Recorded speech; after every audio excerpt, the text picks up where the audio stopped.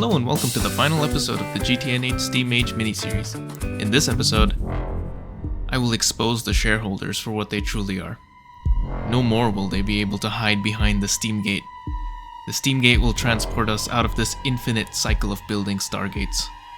The shareholders' power over you is entirely based in their anonymity. If you know who the shareholders are, they will fear you. Finally, you'll see the truth and break free of your chains.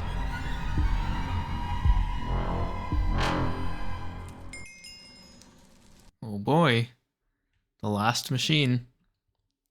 I think I'm going to put it on top of the super compressor. Why?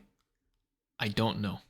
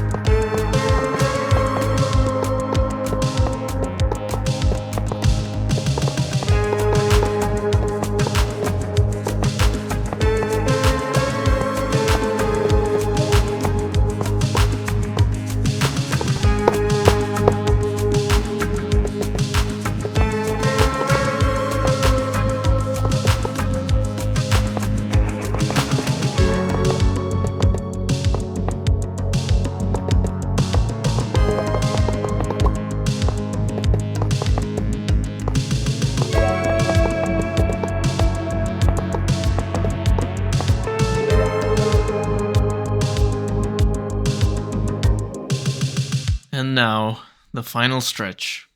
I've already gone through everything I need to build 2 stargates, and indeed I need to make 2 for the quest. And honestly, it's not that crazy. I mean, it is pretty crazy, but it's not insane.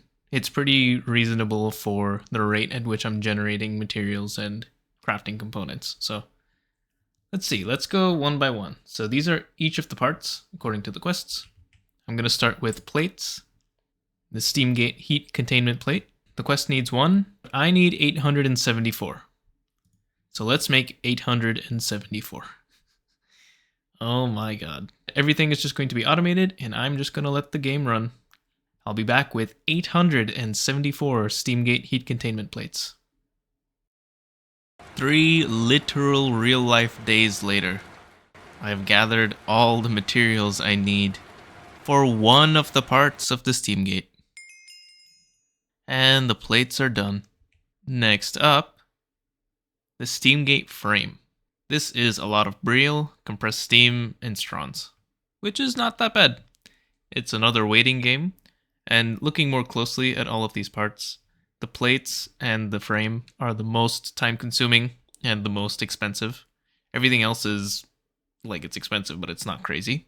Along the way, while waiting for these plates, I actually managed to get all of the exquisite gems that I need, so I no longer need to make gems. So I've repurposed my gem sluice into gravel sluice to make more iron, tin, and copper. And also, I don't need any more of the products from obsidian sluice or from sand sluice. So all 4 of these are now doing gravel sluice. So things should go by a lot quicker now. There's a lot more spaghetti mess here. I'm not going to bother explaining. But yeah, so I have the gems. And I also saw that there's the sad... Is this sad bappy cat or sad baby cat? I'm going to say it's sad baby cat. But this needs blue alloy, molybdenum, antimony, thorium, and beryllium plates.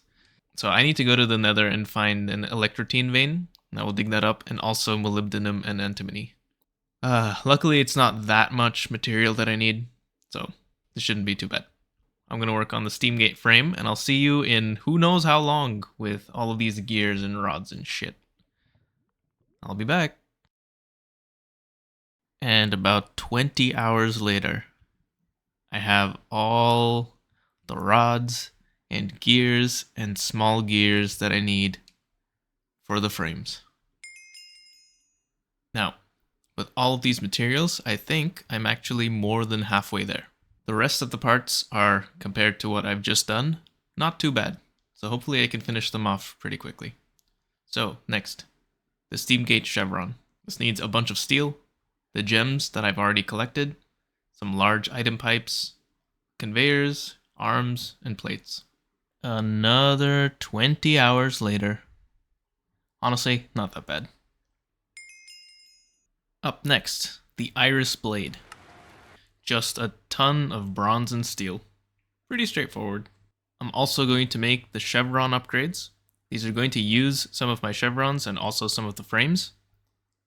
And also a bunch of hydraulic jet spewers, steam receivers, vapor generators, and pistons.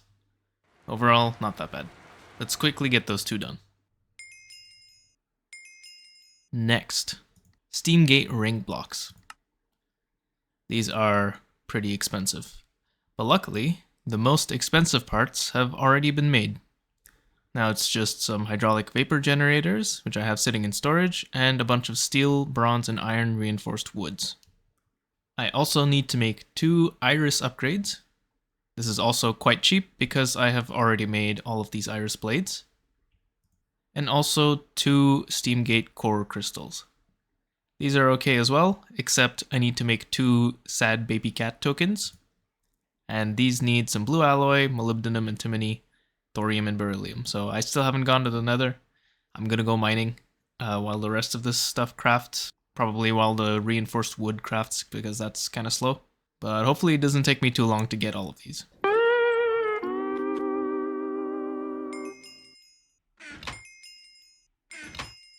Almost there now.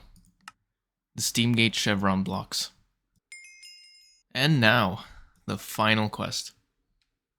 The steamgate dialing device and 2 steamgate base blocks. Dialing device is cheap. Base blocks are not. But I need some super compressors and extractinators, and I'm just going to rip up my existing extractinators and super compressor because I don't need them anymore.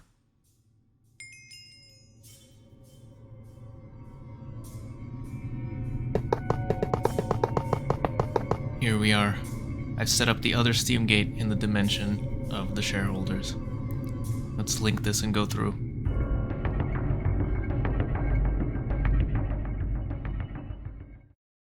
Perhaps once I build a steamgate, if I configure it correctly, I can pull back the curtain.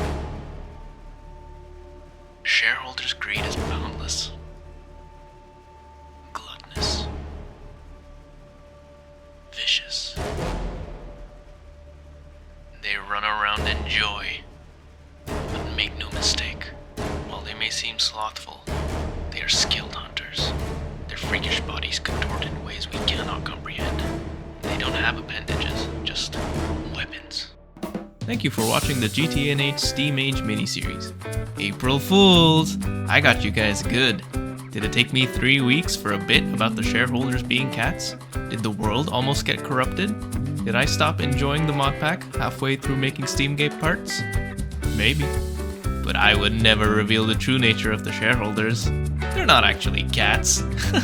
Not a single one of you was able to guess that I was talking about cats the whole time. Nope, not a single one.